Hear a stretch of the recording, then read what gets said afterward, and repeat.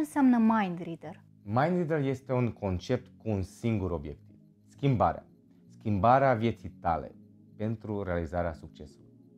Dacă îți înțelegi mintea și știi cum funcționează, poți atinge orice. De la fericire până la succesul financiar, succesul emoțional în familie, orice. Știi, există un mit care spune că folosim doar 10% din mintea noastră. Este un mit fals. Pentru că nu s-a măsurat până în momentul acesta capacitatea maximă a minții noastre. Mind Reader catalizează această putere extraordinară care este în mintea ta. Deschide spre infinit. Realizează acest lucru prin 3 pași simpli. Pasul 1. Descătușează-ți puterea minții tale. Înțelege. Înțelege cum funcționează mintea ta, înțelege de ce funcționează mintea ta, așa cum funcționează, înțelege de ce acele reflexe care sunt întipărite în mintea ta intră în funcțiune la un moment dat, care au avut un rol acum 100.000 de ani, acum 200.000 de ani, acum lucrează împotriva ta.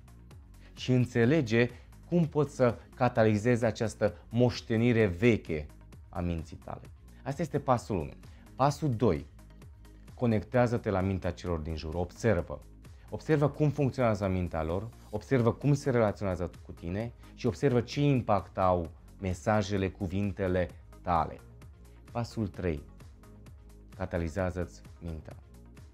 Influențează. Influențează cum te percepi, influențează cum te percepi tu în raport cu ei și, cel mai important, influențează gândurile, deciziile, comportamentele lor. Am spus influențează, nu manipulează. Cred doar în situație de câștig-câștig. Mind Reader stăpânește mintea și schimbă-ți viața. Cum ai ajuns la acest concept? Cu greu. 33 de ani, din care 12 training și consultanță. Peste 1500 de participanți, peste 300 de cursuri și nenumărate ore de documentare. Am făcut toate aceste lucruri pentru că mă interesa un singur lucru: să transmit energie, să transmit cunoaștere, informații.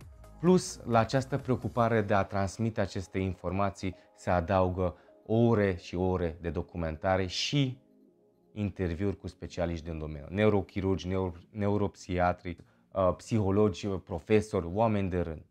Astfel, provocarea a devenit cum să organizez toate aceste informații într-un concept simplu, accesibil fiecărui om. Căutarea a luat sfârșit. Acum există Mind Reader. Am pus toate aceste informații împreună, activități care dau rezultate imediate. Odată ce le-ai aflat, le poți aplica. Cum pot să devin și eu un Mind Reader?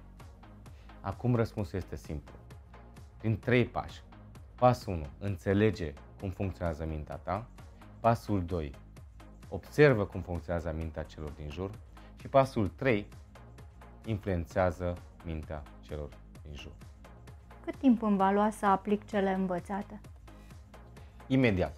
În secunda în care ai aflat informația și ai exersat prin aplicații practice în timpul cursului, vei afla cum să aplici în viața ta.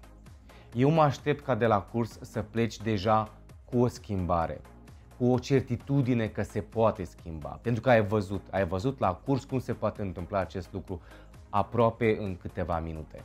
Pentru că am identificat și am dezvoltat activități simple, practice, cu rezultate imediate. Vestea cea bună că nu trebuie să ai nicio pregătire specială pentru asta. Oricine, oricând poate să învețe. Pot aplica atât în viața personală cât și în cea profesională? Absolut.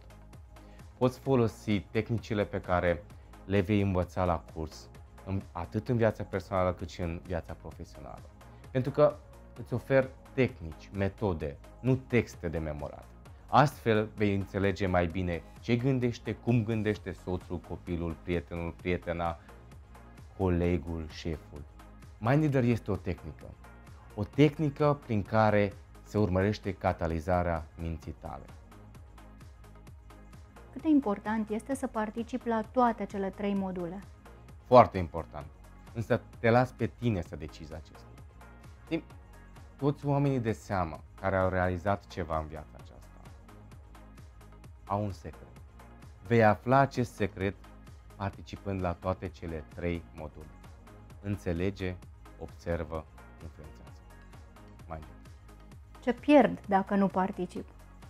Oportunitatea de a-ți schimba viața rapid și eficient. Mai convins. Contează pe mine. Te aștept. Tu vii?